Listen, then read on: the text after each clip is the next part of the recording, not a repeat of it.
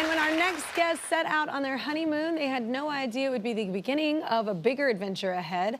The trip inspired them to open a laundromat that's become more than a place to wash and dry clothes. It's basically a community hub.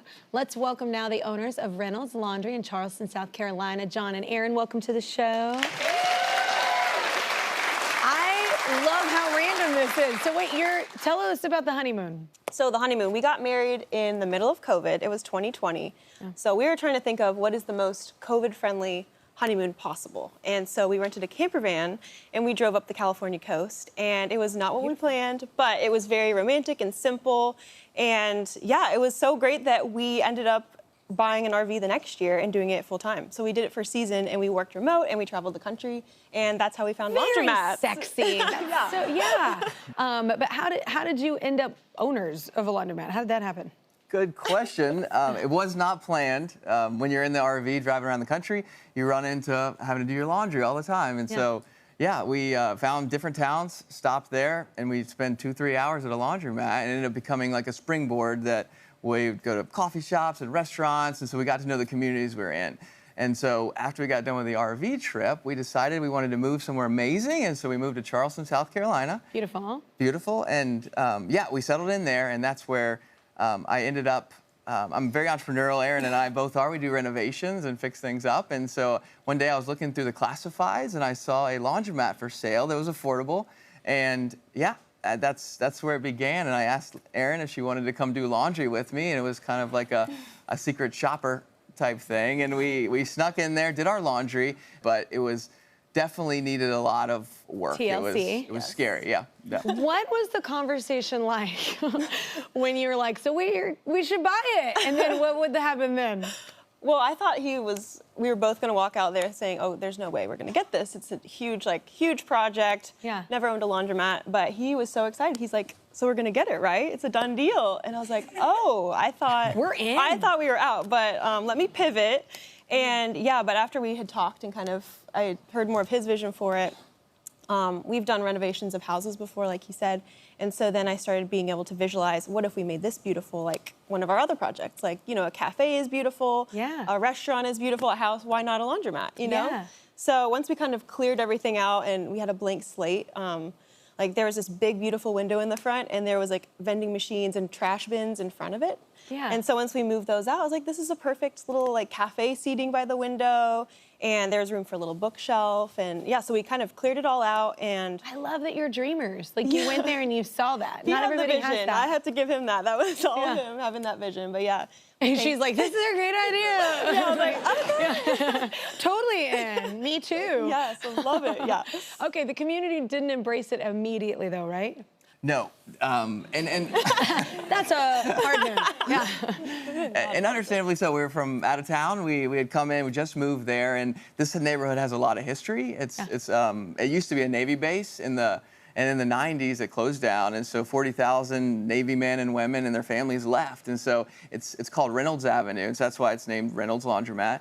And it's a bunch of vacant buildings that are abandoned, and the only thing that was there is a few stores and a laundromat. So it was really part of this community. And so when we went in there and we put cardboard on the windows and started renovating it, they were worried that, are they going to change this into something else or take it away from us? And so, yeah, we really had to build trust in the community. And I think that's where the attendant, his name is Steve Palmer, and he's the manager, and he had done it for a decade, and he decided to stay on board with us, and he laid the foundation of trust and really told the community that we have a vision for this spot, and we're going to keep it a laundromat, and we're going to make it nice and beautiful and use our skills that we have and keep it affordable. And it's so chic. I love it. It's so cool. Tell us about the grand reopening, though. So it was free laundry day, right? Yes, correct. So yeah, as he said, that we put paper over the windows while we were renovating it, so nobody knew what it looked like, and we thought it would be really fun to do like a grand reveal of free laundry.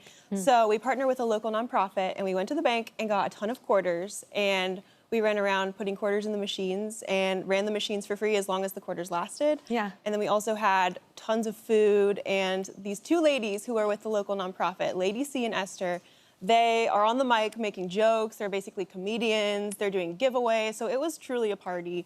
And yeah, it was really cool to sit back and see kind of what it could be. You know, it's a gathering the place. community. Yeah, Yeah. not just like a laundromat, but it can also be so much more than that. Since they took over the business, it's become more than a place to clean clothes. It's a place where people can hang out and connect with one another.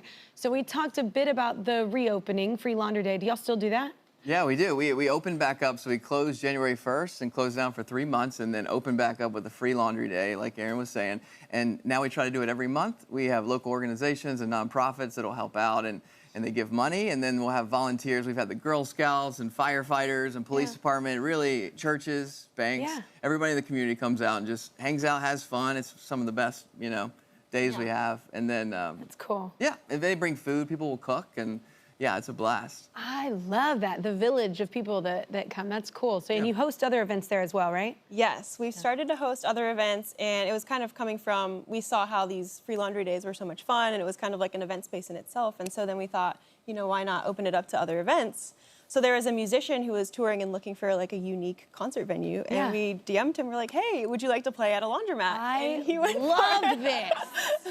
It's so cool. Yeah, it was so fun. He's actually coming back this week to play another show. Yeah. And we had a comedy night, and we've had photo shoots there. We've had Thanksgiving dinners. There's a refugee organization down the street, and we did like a potluck with them for Thanksgiving. Yeah. So yeah, it's really cool to see how if you get creative, you can make anything a venue, you know? Yeah. So yeah, a good place for it. Absolutely. All right, well, we have the manager that you were referencing earlier for Reynolds Laundry in the audience. Everybody say hi to Steve. What's up, Steve? Hey, how you doing, Kelly? How you doing, Kelly? Erin and Jon were saying that the community at first was skeptical. So how much have you seen that change since the beginning? Well, Kelly, I could say that it was a 360-degree turnaround. Yeah. At first, they were reluctant, but I gave Jon and Erin the stamp of approval. And I assured the community, trust me as I trust those two, because they're about to make Reynolds Laundromat one of the model laundromats, not only in the Low Country, but in the state and all around. And they have proven they have done that and more. Yeah, dreamers. I love it. I mean, I guess the question for all of you, like, what's the reaction been from the community? Like, this has been kind of a center point for everybody, right? Yeah, it's been amazing just to see the reception and like all the people who've come and volunteered that Jon was mentioning. It's just so cool to see, like, we have transformed the space, yes, but all these people coming in, like, this is their story too. Making it, you know? Yeah, and it's just so cool to see how people showed up, you know? We made the space and people saw the value in it, and yeah, that's been my favorite part, just to see all these amazing people who have invested in it too. Absolutely. Well, Steve, what do you want to say to Jon and Erin? You have anything you want to say? To Jon and Erin, I would just like to say continue with the spirit that you have. Continue with your vision that you have in making Reynolds Laundromat the model laundromat that it is and taking it to a higher height.